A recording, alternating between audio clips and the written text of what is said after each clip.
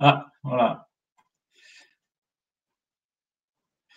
Eh bien, bonsoir, bonsoir à tous. Merci d'être avec nous ce soir pour cette 60e 60e conférence Biotech Finance en partenariat avec France Biotech. On pourrait peut-être prétendre à rentrer dans pas longtemps dans le Guinness des records si on continue.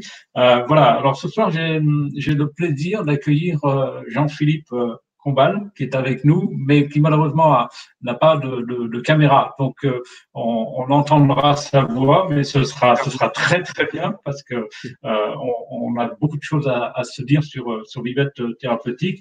Et l'histoire de Vivette Thérapeutique, vous la connaissez sans doute tous, elle vaut le détour. C'est une société qui a été créée en 2016 et dont le premier tour de table, 2017, a été de 37,5 millions d'euros. Jean-Philippe, vous m'arrêtez si je me trompe. On trouve parmi ces financiers à l'époque Novartis Venture, Roche Venture aussi, et puis quelques autres belles signatures. Et Vivette attire les convoitises de la finance pour son expertise en thérapie génique et principalement avec son produit phare, le VTX 801, qui cible la maladie de Wilson. Voilà. En 2019, on passe en 2019, c'est la belle nouvelle, c'est que Pfizer entre au capital de Vivette et met 45 millions dans Vivette pour prendre 15%. Et une annonce qu'il pourrait mettre sur la table quelque chose comme 560 millions d'euros pour s'emparer totalement de notre belle entreprise, de la belle pépite. Il faut dire qu'à cette époque, VTX 801 est annoncé comme devant entrer en phase clinique début 2020. Alors, on n'est pas loin, on arrive aujourd'hui en phase 1-2. Alors voilà ce qu'on peut dire et ce que je voulais résumer dès le départ sur Vivette. Hein, on voit qu'il y a une trajectoire qui est quand même extraordinairement rapide. Jean-Philippe, ça va être à vous. Quel est le point qu'on peut faire aujourd'hui sur le développement scientifique de Vivette? Où en êtes-vous? Est-ce que vous avez été impacté par le Covid-19 parce que logiquement, vous auriez dû avoir des essais cliniques. Alors peut-être qu'ils vont démarrer, peut-être que… Racontez-nous un peu cette histoire. Merci d'abord Jacques Bernard pour cette invitation. Effectivement, c'est tout à fait correct. On a été créé en fait en 2016, rendu opérationnel en mars 2017 avec cette levée de fonds de 37,5 millions qu'on a annoncé en mai 2017 et qui est effectivement axée sur la maladie de Wilson au départ. Il faut voir que la création de Vivette en elle-même était aussi axée sur la volonté de développer uniquement des produits dans les maladies métaboliques qui ont une approche curative à travers des transplantations hépatiques. Parce qu'en fait, ce qu'on fait avec la thérapie génique, c'est réellement essayer de transformer un petit peu le génotype dans un génotype transplanté et pour changer totalement la transplantation phénotypique du patient. Et puis ensuite, on a surtout développé en collaboration, c'était la genèse de l'entreprise, avec le CIMA Center en Espagne où est Gloria González, notre Chief Scientific Officer, toute une collaboration qui va sur différentes indications et puis qui va aussi sur deux problématiques majeures sur lesquelles on s'attelle toujours, qui sont la durabilité d'expression, puisqu'on voit qu'on a toujours cette question de combien de temps va durer l'expression dans le foie d'une protéine après transduction par un vecteur AAV, et puis est-ce qu'on sera capable éventuellement de réadministrer ou pas un vecteur AAV, et ça, il y a des choses qui ont bien évolué dans les 3 dernières années. Donc ça reste aussi notre plateforme technologie, en plus des indications comme la maladie de Wilson, ce qu'on appelle les cholestases familiales intrahépatiques, dont on fait partie, par exemple, sur l'IHU d'Hépatinov avec le crémin bicêtre, et puis l'intégralité d'un autre portefeuille dans les maladies plus moins connues, mais tout aussi nécessiteuses en termes de perspective. Alors, vous me posez la question, est-ce que le Covid nous a impacté? C'est difficile de dire non. Déjà, premièrement, les équipes ont pu travailler dans la globalité, majorité en homework, on va dire. On limite actuellement encore à 50% la présence dans les bureaux. Oui, en Espagne, on a été impacté. On a effectivement une énorme collaboration avec le CIMAC et le Centre d'investigation de médecine appliquée à Pamplune. C'est bien qu'il n'y a même pas eu les fêtes de Saint-Firmine. C'est pour dire si effectivement il y a eu un gros impact. Mais on a quand même continué. On a un impact limité, on va dire. On travaille aussi aux États-Unis où on fait pas mal de choses en termes de production. On est toujours dans un best effort maximaliste et vous me parliez effectivement d'un début 2020. Alors, on est à la moitié de 2020 et donc bientôt, on est dans la phase d'initiation clinique et on espère avant la fin de l'année pouvoir annoncer plusieurs progrès très significatifs. Bien, alors, justement, parlons de l'essai clinique avant de passer à d'autres sujets. Quel est le profil? Vous avez recruté combien de patients, leur profil et quels sont les tenants aboutissants de l'essai? Alors, on a, dans toute notre expertise de thérapie génique, on a toujours eu la volonté de cibler des vecteurs viraux qui soient très spécifiques chez l'homme. Et c'est ce qu'on a validé avec les autorités américaines et les autorités européennes en termes de design d'études cliniques. Donc, ce sera une étude clinique qui va être alors, actuellement, on n'a pas recruté, hein, mais on va faire ça, on espère, avant la fin de l'année, dans cette situation Covid qui est dans une première vague. On va voir ce que ça donne aux États-Unis dans la deuxième vague. Il faut voir que je pense qu'il y a plus de 2500 essais aux États-Unis qui sont en hold, pour la plupart pour des recrutements, à part effectivement les vaccins Covid qui vont être extrêmement accélérés. Mais on va dire, c'est une fenêtre d'opportunité où on peut préparer les études, puisque dans tous les cas, on n'aurait pas pu recruter et la majorité des études cliniques sont en manque de recrutement. Donc, il fallait soit finir avant le mois d'avril, on va dire, soit la majorité des accès aux hôpitaux sont extrêmement limités. Alors, ce sera une étude qu'on a validée avec les autorités de santé américaines et européennes dans le cadre d'une dose escalating classique. Mais on a une spécificité où on va mesurer, grâce à du QIV64 radiomarqué, la capacité du foie à fixer le QIV64. Et là, on peut très bien le faire soit par du PET scan, soit de la mesure d'élimination du QIV64, soit au niveau du sang, soit au niveau des fesses. Parce que la voie métabolique normale, je rappelle que la maladie de Wilson, c'est un défaut en transporteur d'une protéine qui s'appelle l'ATP7B, qui est localisé au niveau hépatique et qui a la propriété exclusive, très clairement, d'à la fois aider au transport du cuivre au niveau élimination dans la bile après, avec le transporteur, et puis d'aider à la production de la céruloplasmine pour le transport, pour éviter la formation de cuivre libre, qui a pu avoir des impacts à la fois neurologiques et à la fois hépatiques sévères par accumulation. Donc là, on a des mesures extrêmement quantitatives et qualitatives qui vont nous permettre de mesurer très rapidement, entre 3 mois et 14 semaines globalement, mais de mesurer très rapidement la restauration de cette capacité d'élimination au niveau biliaire et de mesurer la possibilité de la céruloplasmine d'être de nouveau sécrétée normalement et d'avoir ce ratio cuivre libre, on va dire, et cuivre échangeable et cuivre total au niveau plasmatique. Et ça, c'est des marqueurs qu'on a bien discutés. Enfin, qu'est-ce que vous attendez, en fait, quels seraient les résultats que vous attendez par rapport à d'autres produits qui sont sur le marché notamment, il y avait un produit en compétition chez Novartis qui était en phase 3. Alors, je pense que vous parlez peut-être du produit chez Alexion, oui, Alexion, qui est en phase 3, oui. Alors, ça reste un chélateur dans tous les cas. Et le principe des chélateurs, c'est qu'ils ne vont pas restaurer ce qu'on appelle l'homéostasie du métabolisme du cuivre, c'est-à-dire qu'ils ne vont pas restaurer la protéine, ils ne vont pas restaurer l'élimination biliaire, ils vont chélater au risque de créer une sorte de déplétion en cuivre au bout d'un moment. Et en plus, dans l'intégralité des études qui ont été faites sur des suivis à plus de 15 ans, il n'y a jamais eu de démonstration de réduction significative du contenu au niveau du cuivre, au niveau hépatique. Là, on restaure vraiment la voie totale en termes d'élimination hépatique. Et l'idée, c'est d'éliminer au fur et à mesure cette quantité de cuivre accumulée dans le foie. Et on le mesurera aussi à travers les biopsies hépatiques. On veut un vrai changement de paradigme où des patients doivent prendre des traitements qui sont à peu près entre 3 et 4 fois par jour. Peut-être qu'un jour, il y aura une fois. Dans tous les cas, ces traitements amènent à une compliance qui est extrêmement faible. On est autour de 50%. Il y a beaucoup d'effets indésirables significatifs, à peu près entre 30 et 50%. Il y a des complications neurologiques à l'initiation du traitement. Et puis surtout, on sait que pratiquement un quart des patients, malgré une certaine assiduité au traitement, restent dans une phase évolutive au niveau hépatique et au niveau neurologique. Et entre 5 et 13% des cas, on peut atteindre les transplantations hépatiques. Parfait. Et autre question, c'est celle du marché et du coût sur le marché. On a souvent, à propos de la thérapie génique, des inquiétudes sur les tarifs pratiqués. Est-ce que vous avez déjà étudié cet aspect du dossier? Je pense que oui. Et quelle est votre position? Alors, j'aimerais surtout, je pense qu'il faut, quand on parle, on veut tout de suite parler du prix, et je pense qu'il est important qu'on soit capable de parler du coût. Actuellement, le coût d'un patient Wilson est extrêmement significatif si on prend aux États-Unis. Rien que le coût des médicaments va être entre 150 et 250 000 euros. C'est des patients qui sont diagnostiqués entre, on va dire, 16 et 25 ans, dans les meilleurs cas.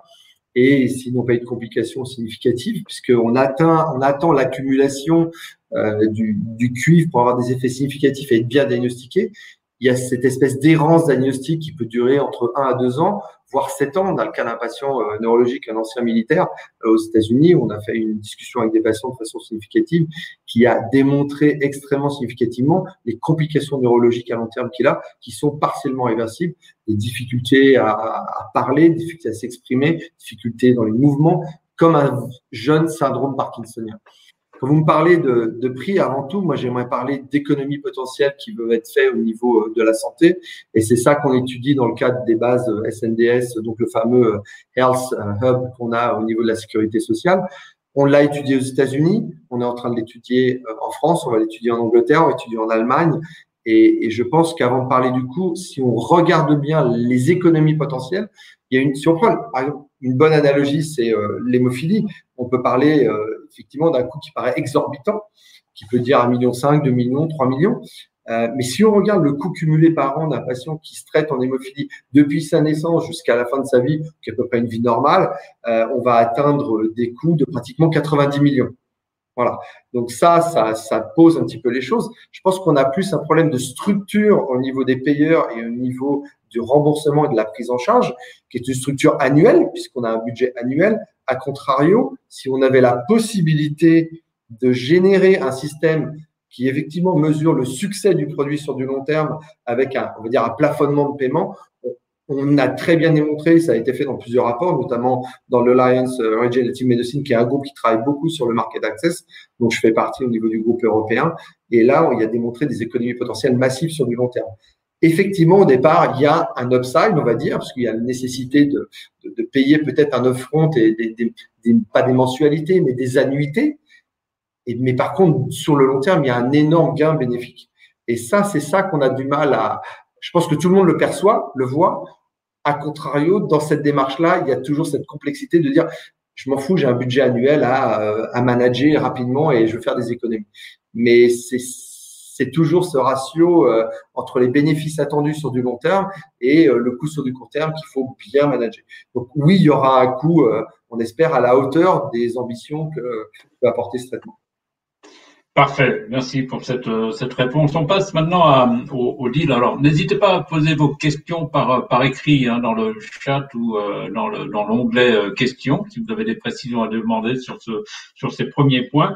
Le point maintenant sur l'accord de Pfizer. Alors ça, c'est un accord très intéressant que vous avez passé, 15% du capital, une enveloppe de 45 millions d'euros qui vous a donné un certain confort quand même, je pense. Expliquez-nous un peu le détail de cet accord, comment ça s'est passé, comment vous avez été approché, comment vous les avez approchés et comment ça s'est construit. Je vais rappeler mes avocats si je vous donne un certain nombre d'informations, mais on va essayer de faire le plus important. Il est clair que dans l'approche de la série A, où vous avez effectivement cité des investisseurs extrêmement importants, donc Novartis, Columbus Venture Partners, qui étaient vraiment les deux leads. Ensuite, on a Roche, on a Izios, on a Kurma, on a HealthCap, qui sont des partenaires très importants pour nous.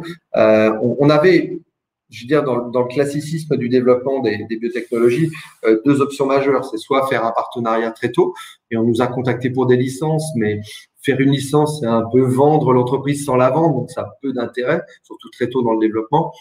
Par contre, si on étudie la notion, est-ce qu'on doit faire une série B, puis éventuellement un crossover et puis une IPO, plus préférablement pour des sociétés comme nous sur le Nasdaq, est-ce qu'on obtiendrait la même valeur que faire un deal d'option comme on a fait avec Pfizer finalement, donc en moins de 2 ans par rapport à la création de l'entreprise, à la fois la valeur pour les investisseurs, mais aussi la valeur pour la durabilité et la continuité du business pour Vivette. Donc, si on a fait ce deal, c'est qu'il y avait une opportunité importante. Je pense que le partenariat qu'on a avec, la collaboration qu'on a avec Pfizer, elle est intéressante de 2 points de vue. Elle nous donne une opportunité de financement extrêmement importante. Ça nous fait aussi une collaboration très importante avec un acteur majeur de la thérapie génique, à la fois dans la partie production, connaissance, développement, expertise, extension, pas seulement Europe, US, mais aussi Asie. Il faut vraiment penser global en thérapie génique. parce que la maladie de Wilson, elle concerne les Japonais, les Chinois, et c'est une maladie extrêmement importante. Et puis surtout, de se donner l'opportunité sur les autres aspects des projets, de se dire, on veut pas rester bloqué par une option de Pfizer. Donc, le deal intelligent qu'on a réussi à faire avec Pfizer, et je dois avouer que c'est un très bon partenaire, c'est de se dire la chose suivante. Faisons une collaboration extrêmement serrée, développons ensemble le produit pour une optimisation d'arrivée sur le marché, enfin de preuve de concept et d'arrivée future sur le marché.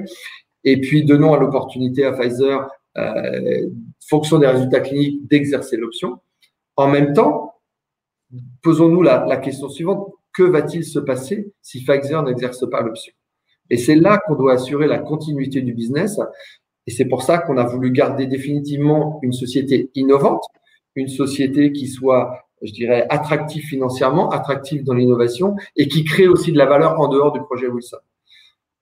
Il faut bien voir que l'option, elle est vraiment sur l'intégralité de l'entreprise, mais on a séparé les deux aspects où on a une collaboration avec, je dirais, les outils classiques d'une option, d'une collaboration, un joint development committee, des choses comme ça.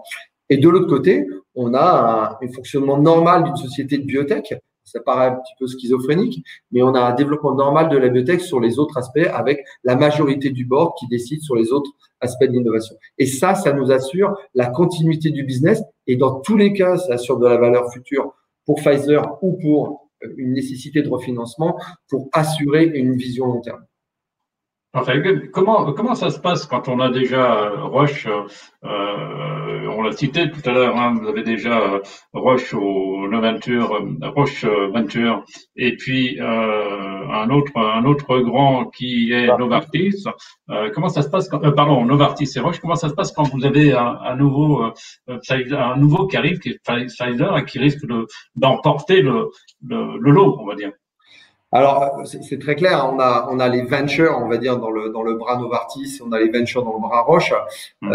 Effectivement, ça paraît intéressant de se dire, on a trois des plus grands laboratoires pharmaceutiques mondiaux en tant qu'investisseurs.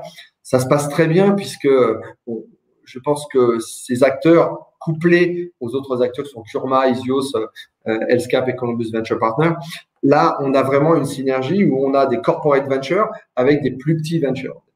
Ils peuvent avoir effectivement ils n'ont pas les mêmes poches, on va dire, ils n'ont pas la même profondeur d'investissement, mais ils ont quand même une volonté de créer de la valeur. Il faut savoir que Novartis et Roche, je suis pas sûr qu'ils rachètent moins de, ou investissent en moins de 1 à 2% peut-être de leurs assets en général. Ils ne vont pas favoriser préférentiellement ce type d'investissement. Très clairement, comme on fonctionne dans la majorité des boards, donc il y a une majorité de voix. Il y a 7 investisseurs et sur ces 7 investisseurs, il y a une véritable échange. Je ne vois pas de problème à avoir ça. C'est plutôt même rassurant puisque ça donne pour nous une sorte de solidité à nos données scientifiques, à notre capacité à développer et à notre expertise. Et je le vois plus comme un véritable asset couplé à des plus petits ventures qu'une problématique. Enfin, alors vous pouvez poser vos questions. Il est 19h19. Dans une minute, la parole vous sera donnée pour la salle. Une chose sur ce partenaire et cette prise de part de cette taille, vous avez donc pris 15%. C'est une sorte d'aiguillon aussi avec cette sortie potentielle à 560 millions d'euros. C'est on va pas dire une épée de Damoclès parce c'est une belle épée de Damoclès, mais il y a quand même, comment dire, vous l'évoquez tout à l'heure, un risque. Et comment ça se passe à ce niveau-là? Comment vous gérez ça? C'est une pression constante? Alors, de toute façon, travaillant en biotechnologie, on a une pression constante. Je suis bien d'accord avec vous. Le fil conducteur, c'est de se dire que Pfizer n'exercera pas l'option puisque dans tous les cas, vous créez de la valeur. Donc, il faut continuer à créer de la valeur, que ce soit avec Wilson ou avec les autres programmes. Si Pfizer exerce l'option, effectivement, la plus grande des valeurs est là. Si Pfizer n'exerce pas l'option, vous imaginez bien qu'il y a plusieurs scénarios. C'est soit parce que ça n'a pas marché, soit parce qu'il y a un changement stratégique, soit parce que ça a marché et que du coup, même en marchant, c'est pas quelque chose qu'ils ont envie de continuer. Donc, c'est des scénarios qu'on continue à étudier de façon permanente. On reste très présent, on va dire, dans la vision des venture capitalistes. On continue à éduquer, à partager, même si effectivement il y a cette option. C'est une épée qui est plutôt une épée de satisfaction pour l'intégralité de tous, puisque je pense qu'il y a pire que d'être acheté par Pfizer dans tous les cas. Et le vrai fil conducteur, je le redis, c'est de continuer à créer de la valeur et de l'innovation sur l'intégralité des projets. C'est pour ça qu'on a ce degré de liberté, qui est un degré de liberté raisonnablement et stratégiquement monitoré avec le board, le conseil d'administration, qui nous permet de continuer à créer cette valeur et de faire les meilleurs investissements et les priorités d'investissement. Parfait. Mais est-ce que ça vous laisse la liberté d'aller chercher d'autres partenariats industriels ou pas?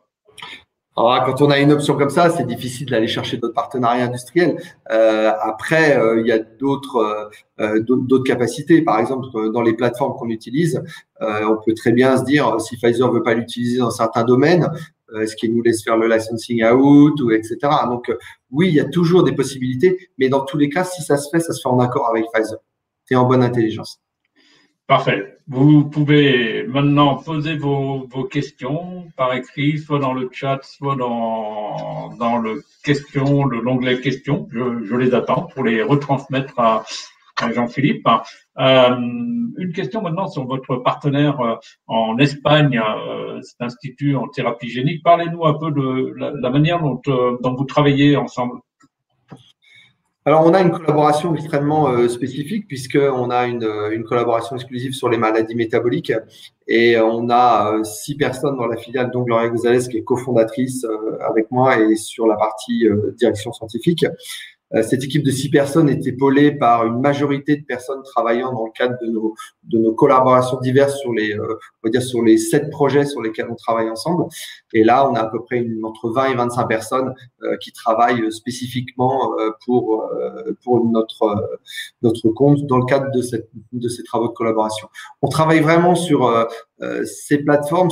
Alors, faut voir que le CIMA, c'est important, hein. C'est une plateforme technologique globale de l'ingénierie moléculaire, construit, animal facility. Et là, on a une flexibilité pharmacologique, on a une rapidité d'exécution, on a une qualité d'exécution.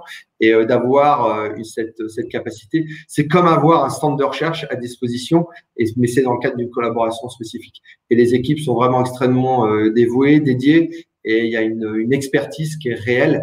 Et ça, c'est un asset majeur. Enfin, alors, quels sont vos partenaires par ailleurs en termes de production de l'eau? Comment est-ce que vous organisez toute votre chaîne de ce côté-là? Alors, il est vrai que nous n'avons pas à proprement parler d'usine de production.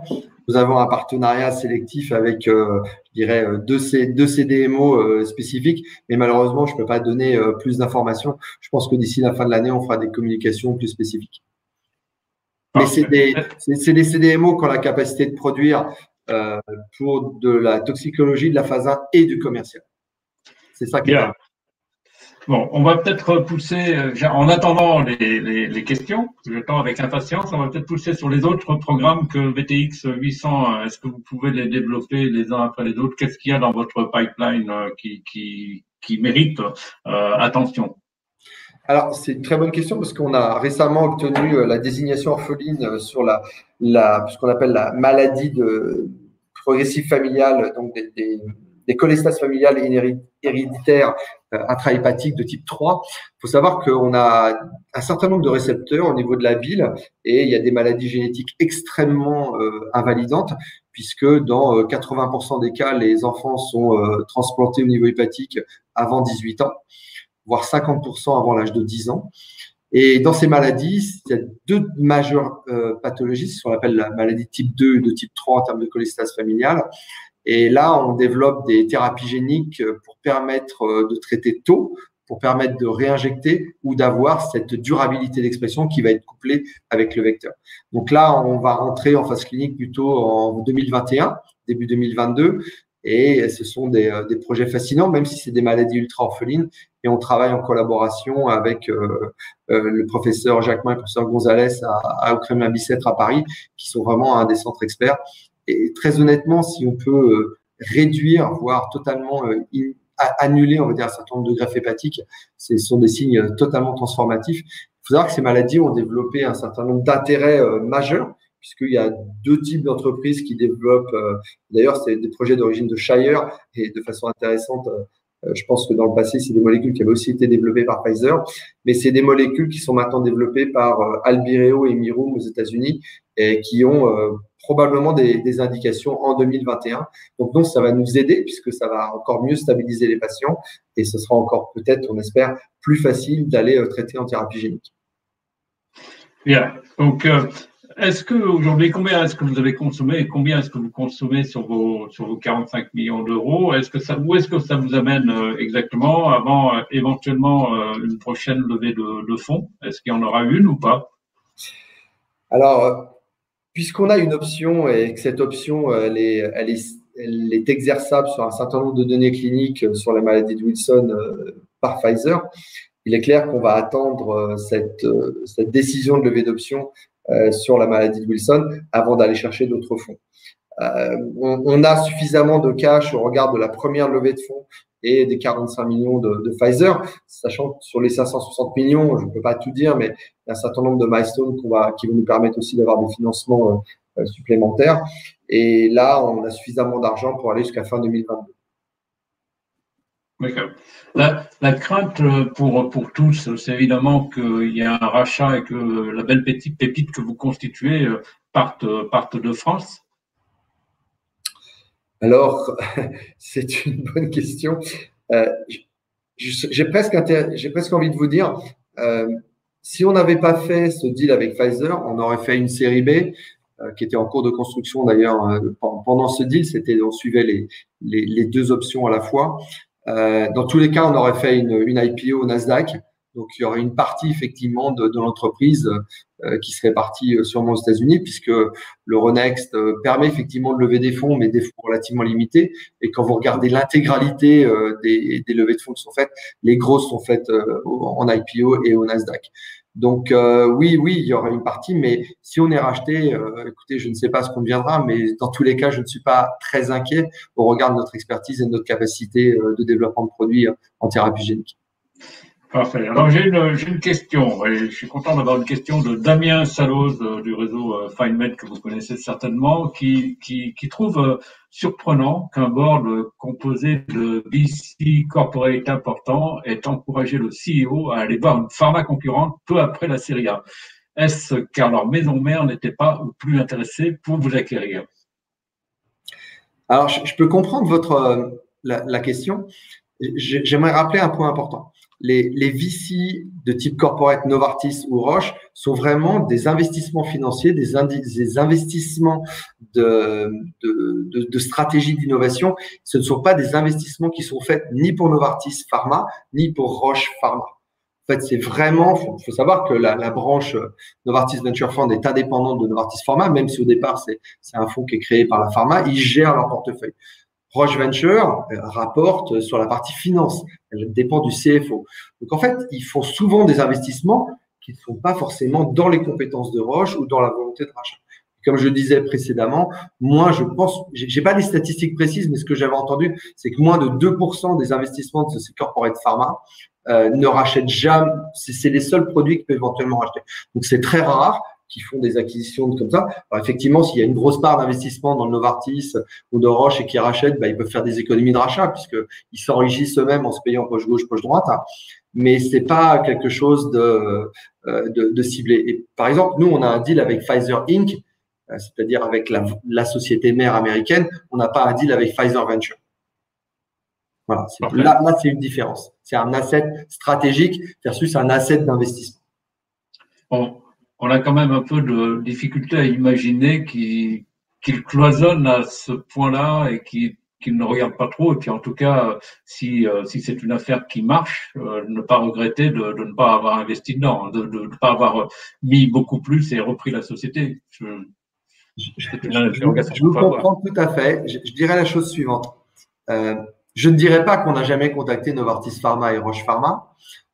Par contre, je pense que chaque compagnie a sa stratégie, notamment stratégie en thérapie génique. Ils ont des indications privilégiées. On voit que Novartis a racheté Avexis. Novartis a fait des deals en ophtalmologie. Vous voyez qu'ils ne sont pas dans les maladies métaboliques. Et donc il y a des significations de stratégie d'investissement qui sont extrêmement spécifiques. Et je peux donner d'autres exemples, comme Sanofi Venture, par exemple, ne va pas forcément investir dans des assets qui soient des assets qui sont pour le bien de Sanofi à la fin. Parce qu'en plus, on recherche, nous, ce fameux Chinese Wall, c'est-à-dire qu'il ne faut pas qu'ils se parlent entre eux. Il peut y avoir des délits dans ces cas-là, entre guillemets. Et donc, je pense qu'ils font plus dans l'innovation. Donc, qu'est-ce qui est rentable? Et je pense qu'il faut voir ça comme un produit financier au départ, plutôt comme un produit de stratégie de portefeuille. Parfait. Donc, posez vos questions. Il est 19h31. Il nous reste un tout petit peu de temps. Donc, allez-y tranquillement. Comment est-ce que vous voyez l'avenir, si on prend un peu plus le macro large, l'avenir de la thérapie génique pour vous? Comment il se dessine? Comment vous voyez se dessiner les pistes? Et surtout, qu'est-ce qu'on peut encore apporter dans ce domaine-là? Alors, je pense qu'au cours des 3 dernières années, je pense qu'on a tous observé déjà trois autorisations sur le marché, à la fois européen et américain. On va avoir dans les 5 prochaines années probablement une vingtaine de produits approuvés. Les prochains seront sûrement l'hémophilie. Je pense que tout le monde va guetter la date du 21 août avec les résultats de BioMarin auprès de la FDA. Il y a d'autres sociétés, même aussi comme Ginside qui va soumettre au mois de septembre. Il y a d'autres sociétés comme Bluebird qui ont obtenu les autorisations. Je pense que la thérapie génique, et comme la cell thérapie, ça fait partie de l'avenir et de la transformation totale au niveau du potentiel curatif. On va en voir de plus en plus. C'est un paradigme de changement qu'on observe, dont on parle depuis 15 ans, voire pas plus, voire 20 ans. Mais là, on est dans la réalité. Comme vous le suggériez initialement, on est dans la réalité de la problématique du financement de cette innovation. On a tous été très volontaires à financer cette innovation. Maintenant qu'on arrive dans un résultat pragmatique, curatif et potentiellement sur des bénéfices à long terme, là maintenant il va falloir se dire comment on va rémunérer cet investissement, cette rémunération dont on parle le coût. Enfin, on parle du coût pur de la thérapie génique. Moi, je pense qu'il faut parler du coût clairement des maladies actuelles et des économies potentielles. Très bien. Une autre question qui a été posée en attendant par Damien Saloz, qui vous demande qu'entendez-vous par vecteur spécifique pour la conduite de votre essai clinique? Un AAV maison ou un sérotype d'AAV connu pour aller plutôt dans le foie, ce qui paraît peu nécessaire car il est assez facile de faire entrer un vecteur dans le foie sans qu'il en sorte. Alors, il y a plusieurs types d'AAV, effectivement. Si on regarde l'intégralité des familles qui vont dans le foie, au départ, il y avait la AV2, mais il y a beaucoup d'anticorps. Ensuite, tout le monde a parlé de la AV8, de la AV9, il y a de la AV5, il y a de la AV3, des AV3 modifiés. On est dans une famille effectivement connue. On n'a pas fait un nouvel AAV spécifique, mais dans une famille connue. Je pense qu'on va bientôt le communiquer. D'ici le mois de septembre, il sera communiqué. Mais on est dans un AAV qui est très spécifique au niveau humain, qui permet potentiellement de réduire la dose, d'avoir une biodistribution qui soit spécifique au niveau du foie. Et ça, c'est un savoir-faire important puisque si l'AAV ne marche pas chez l'animal, comme certains AAV spécifiques au niveau des espèces, il est important d'avoir ce savoir-faire. Et ça, on l'a vraiment bien discuté, bien échangé avec les autorités de santé. Comment on calcule la dose pour passer de la souris à l'homme et comment on évalue la toxicité en travaillant sur des primates et puis sur la translation chez l'homme. Et ça, on l'a bien validé. Parfait. Merci pour cette réponse. En attendant une prochaine question, j'aimerais vous entraîner un peu sur le terrain du financement en France. Que pensez-vous de la situation? Parce que vous avez trouvé vos capitaux pour tour B, on va dire, vous les avez trouvés en France. Il y a certains partenaires français, VC français qui sont venus là. Mais globalement, le capital développement, le développement en France, vous avez quelle vision? Je pense depuis quelques années, il a été constaté qu'on avait un vrai problème de capital de croissance. Je pense qu'on a un vrai capital de seeding, on a un vrai capital de série A. On peut éventuellement faire une série B. On va être dans les 40 à peut-être maximum 80 millions. Quand il va falloir chercher 120, 150, voire 200 millions, on ne trouvera pas à l'Euronext. Donc, la majorité des biotech, c'est pas un secret, vont partir au Nasdaq. On va garder notre empreinte française, espagnole, et je pense qu'on va continuer. La BPI est un support important. Peut-être que si on avait fait un tour de crossover, etc., on aurait cherché des financements. Là, pour l'instant, c'est pas le cas, mais la problématique en France reste vraiment le potentiel de croissance. Ça vient petit à petit, mais ça reste encore problématique. Si on regarde les sociétés listées au Nasdaq, même pour la valeur, hein, quand on est une société européenne, on a l'impression qu'on doit appliquer un discount quand on va au Nasdaq, puisque c'est un peu le prix à payer pour entrer sur le marché américain, ce qui n'est pas très fair en regard de la compétence et de l'innovation qui est réalisée en France et en Europe. Que faudrait-il faire, à votre avis, pour modifier ce genre de choses? On connaît parfaitement dans beaucoup de cas, on connaît parfaitement la problématique, mais on n'arrive pas à trouver la solution. On a un problème, je pense, je dirais presque d'éducation des analystes. Hein. Si on regarde un petit peu, il y a très peu d'analystes experts en Europe. Quand on va aux États-Unis, vous allez discuter avec Citibank, avec Jefferies, avec Chardan, etc., avec JP Morgan, etc. Et vous, Goldman Sachs, vous avez des analystes qui sont extrêmement présents. Et puis, il y a une sorte d'intérêt pour le risque sur le développement des biotechnologies qui est pas très présent en Europe. On pourrait avoir fait des roadshows et avoir extrêmement contribué à l'IPO, des IPO à la fois Nasdaq et Euronext. Il est clair que quand on va aux États-Unis, on va rencontrer des gens qui sont des PharmD, PhD, MD, extrêmement qualifiés, voire des thèses en neurosciences ou tout ce qu'on veut. En France, on va avoir des gens qui, en termes d'investissement, sont plus d'écoles de commerce, de formation, plus financiers, trouvent les belles histoires, mais ça reste quelque chose d'extrêmement risqué. Ils auront parlé de Renault, de Danone avant, et après ils viennent parler de sociétés de biotechnologie. C'est plus compliqué. Je pense que l'aversion au risque, elle est relativement inversée, et ça reste un problème d'intérêt, de croyance aussi. Je pense qu'il y a toujours une suspicion en Europe qui n'existe pas aux États-Unis, où il y a une véritable volonté d'innovation. Et les innovations de rupture, on en a transféré. J'aimerais rappeler que Bluebird, au départ, c'est quand même une idée française qui est partie aux États-Unis parce qu'il n'y avait pas les moyens. J'espère qu'un jour, on aura effectivement notre Bluebird purement français, de A jusqu'à Z, ou que ce soit un Vivet ou d'autres sociétés. Mais ça reste un vrai problème en termes de volonté, de capacité, de vision long terme et des gros montants comme des 200 ou 300 millions d'investissements. Bien, allez, on termine sur une dernière question. C'est finalement le passage total à Pfizer, le Vivet. Vous l'estimez pour quelle année le basculement au 100% Pfizer, c'est prévu pour quand à peu près? Comme dirait mon avocat, écoutez, je ne peux pas répondre à cette question. Bon. Tout ce que je peux vous dire, c'est que dès qu'on a les résultats cliniques et vous pouvez estimer la durée d'une étude clinique, on a des discussions très approfondies avec Pfizer pour permettre au plus vite et démarrer au plus vite les études de phase 3 pivotales. Ouais. Il y a une question qui s'est posée entre-temps, c'est une réflexion que partage Harry Massouli avec nous, le fait qu'il y ait trop de bourses indépendantes en Europe avec des capacités de levée assez faibles par rapport au Nasdaq. Il faudrait pouvoir faire une IPO simultanément sur toutes les bourses européennes. Ça va être complexe peut-être. C'est très complexe, c'est clair. Je vois que tu as une question sur les cost of goods. Je pense qu'au départ, on peut estimer on va dire de façon assez générique des cost of goods. Surtout, on regarde le coût de la pathologie, on regarde le coût potentiel du traitement et les bénéfices qu'on va avoir. C'est plutôt une étude comme ça qu'on fait. On espère toujours effectivement s'en sortir sur le cost of goods, quel cas, mais je pense qu'on fait des estimations de doses et ça c'est important.